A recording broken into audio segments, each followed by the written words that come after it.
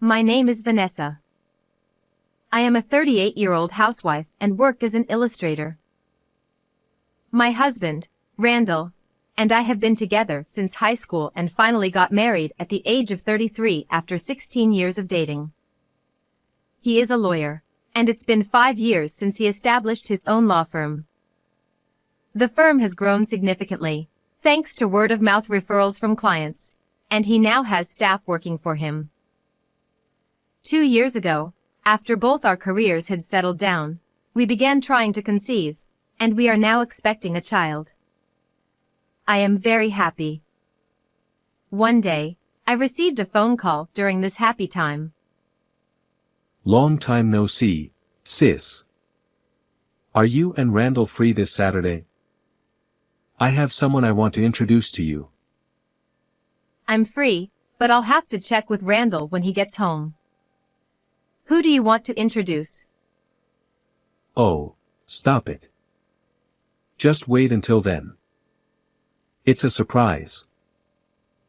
Cameron is my younger brother, 10 years my junior. To me, he's like my own child. Our parents passed away when I was in my 3rd year of high school. Our father, a firefighter, drowned while rescuing a child from a river near our home. The incident was so sudden that our mother weakened mentally and physically, and soon after, she also passed away. I decided to forego university, which I had just been accepted into, to work and raise Cameron until he became a responsible adult. I never imagined the day would come when he would want to introduce someone to me. Randall had a break from work that weekend and made time for Cameron. I was looking forward to that day. Finally, Saturday arrived. Cameron was supposed to come around 11 a.m. We planned to chat at home before going out to a nearby restaurant for lunch. Right on time, Cameron arrived at our home. Hey, sis. Long time no see. How have you been? Welcome. Haven't you grown a bit since last time? We exchanged pleasantries, and then a petite woman peeked from behind him, bowing slightly. So, the person you wanted to introduce is this lovely lady? Yes. Let me introduce you. This is my fiancée, Leah. Nice to meet you. I'm Cameron's sister. Come on in, no need to stand at the door. Randall and I exchanged glances, surprised by the name Cameron introduced. Leah seemed like a cute, modern young woman, with flashy nails and piercings. She bowed again and followed Cameron into the living room. Let me formally introduce you. This is my fiancée, Leah. Isn't she cute? Nice to meet you. I'm Leah. It's a pleasure.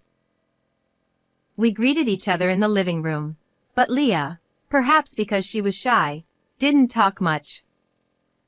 Instead, she avoided eye contact with me, glancing around the room as if she were inspecting it. Nice to meet you. Again, I'm Cameron's sister, Vanessa. And this is my husband, Randall. Nice to meet you. Cameron told me he had a cute girlfriend, and he was right. Oh, was that inappropriate? Sorry. Randall, worried that he might have said too much, inadvertently lightened the atmosphere with his words, and the conversation continued with smiles. Oh, thank you. Leah, how old are you? Where did you meet Cameron? I'm 22. We met at a dinner party. I see. So young. I'm envious. At 40, I couldn't help but feel envious of Leah's youth. I wonder what I was doing at 22. Though I had no regrets, it was a time of both fun and hardship. As I reminisced about my past, Randall spoke up. That sounds nice. I wish I could have gone to such parties. He sighed with a smile. Randall, you were always supporting my sister who was working so hard. I really appreciate it. Hearing this, Leah leaned forward and spoke to me. Vanessa, when did you start working? Right after graduating high school. I was working in a factory when I was around your age.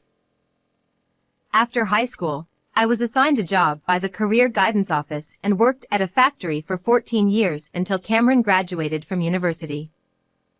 Leah looked at me with pity in her eyes. You must have had a tough time. Working non-stop without going to university. Hearing this, Cameron, who had been enjoying the conversation, now looked downcast. I told Cameron, I don't want you to think it was your fault. It wasn't really tough. I had fun. I might have entered the adult world a bit earlier than others, but it was interesting.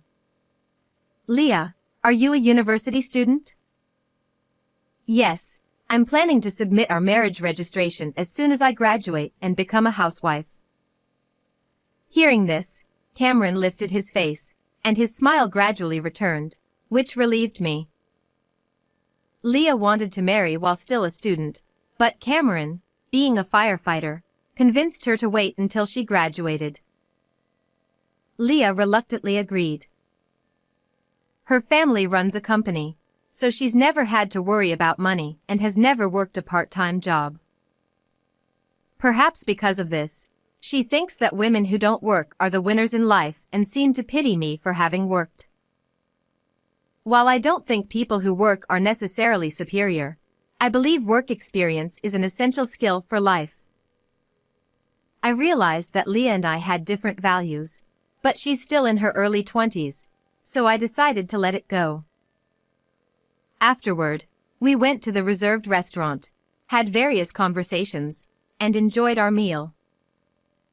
Cameron, why is she his choice for a wife? They haven't even been dating for 6 months, right? After Cameron and Leah left, Randall muttered.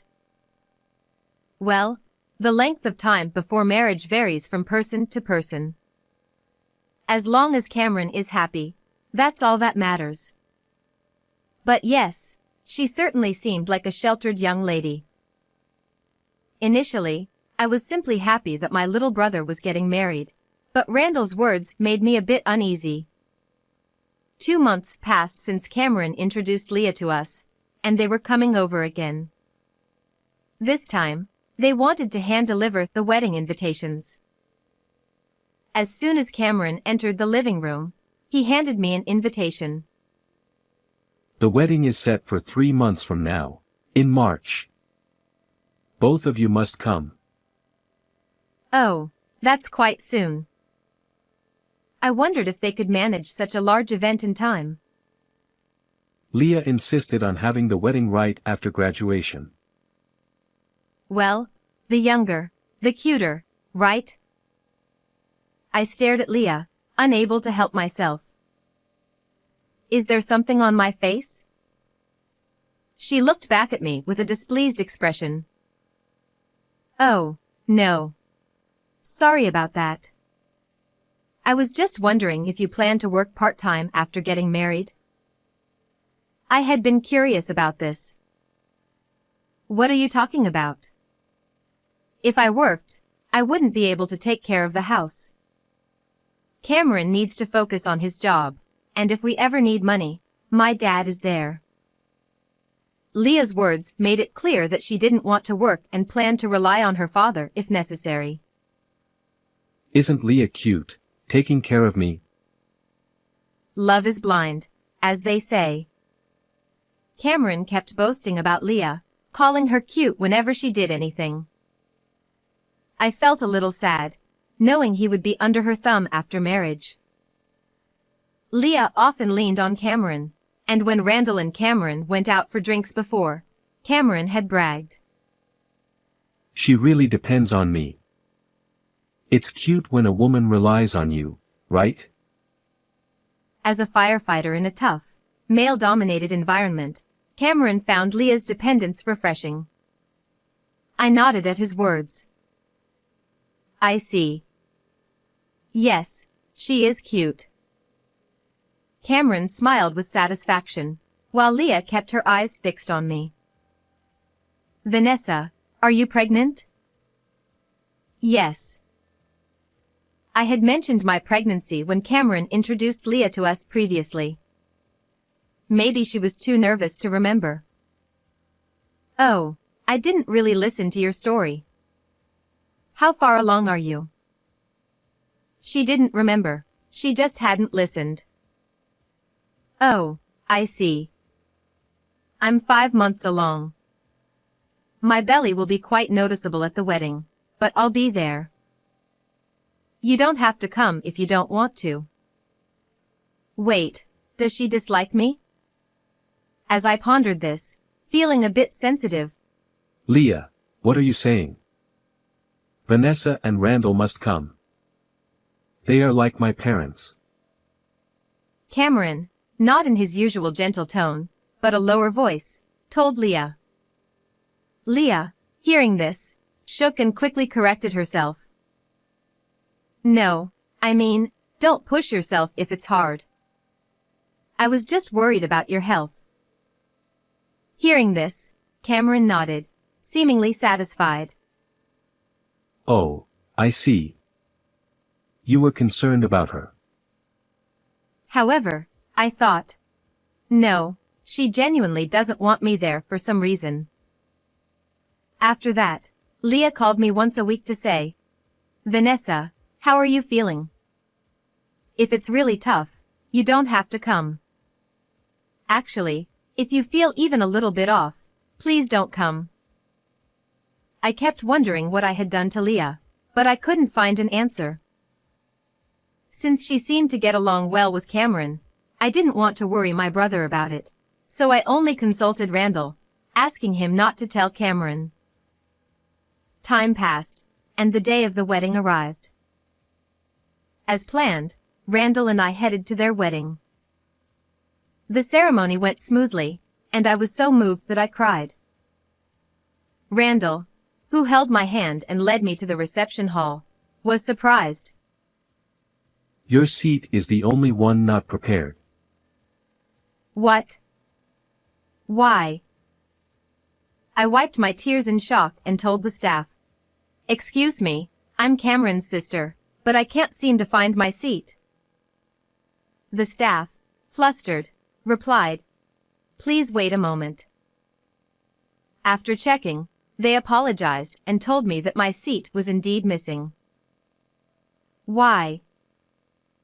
Isn't it a mistake? I have a seat, but his real sister doesn't.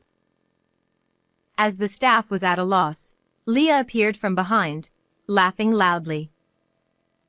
You don't have a seat. Go home. Why is this happening? Can you explain? I kindly warned you not to come, but you showed up anyway, so this is what you get. I might have asked before, but did I do something to you? Yes, because an old woman like you is pregnant.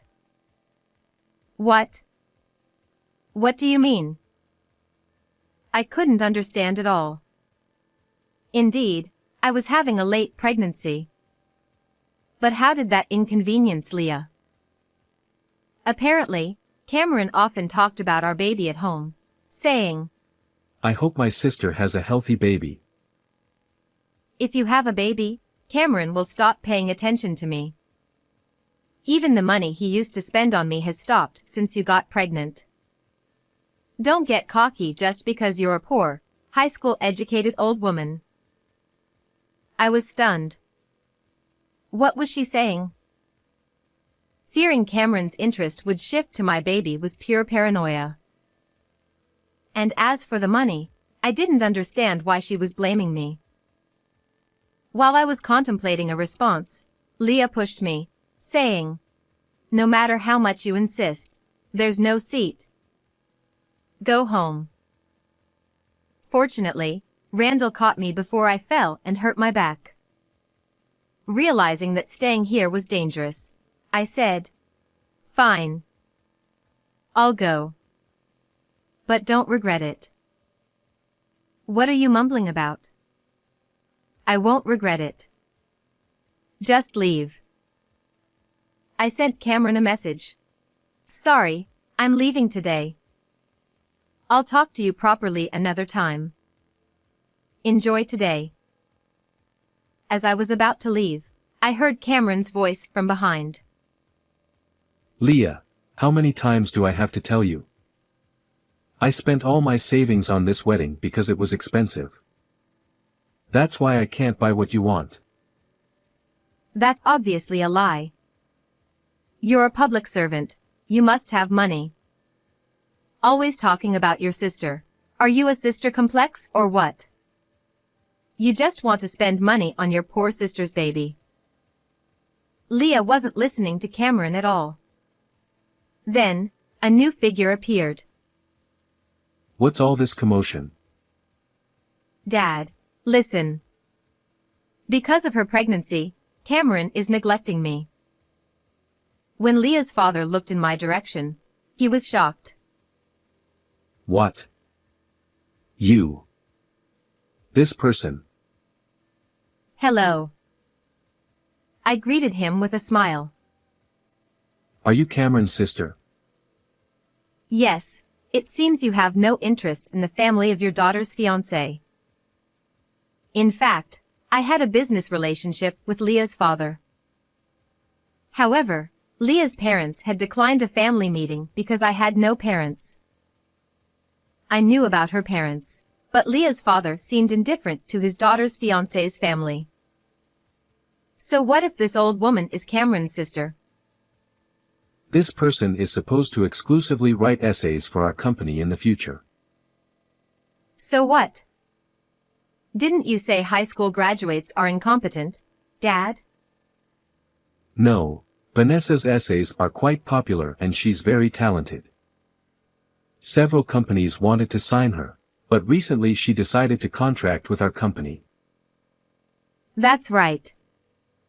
Since you are my brother's future in-laws, I thought I'd work with you. But even someone as incompetent as me can tell it's better not to contract with a company that mocks people. So, let's consider the contract null and void. "No, this is a misunderstanding. I didn't realize Cameron's sister was such a talented person." I graduated high school and started working right away to raise Cameron into a fine adult. Thanks to that, he grew into a respectable young man. Now, I'm a self-taught illustrator. Education doesn't matter. Besides, I'm not poor. While working at the factory, I also drew illustrations as a hobby. Posting these on my blog brought in some income, allowing me to quit the factory and become a full-time illustrator. Over the years, several publishers approached me to turn my blog into a book.